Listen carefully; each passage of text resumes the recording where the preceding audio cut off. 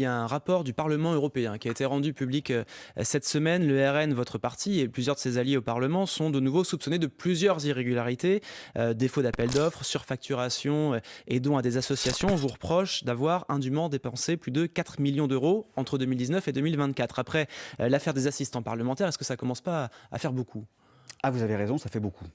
Ça fait beaucoup et c'est tellement gros. En fait, il y a un éléphant dans le couloir qu'on voit bien que l'Union européenne est en panique totale. Et que l'acharnement politique, judiciaire contre le Rassemblement national aujourd'hui est totalement débridé.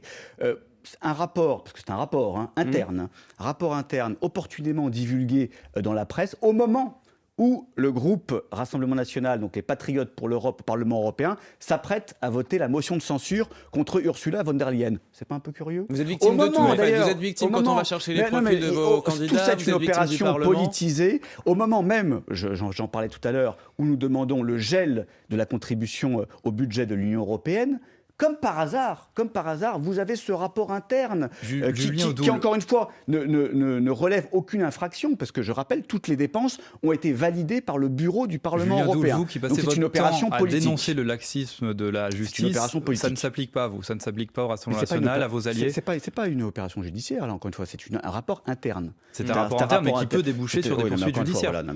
Plus de 4 millions d'euros.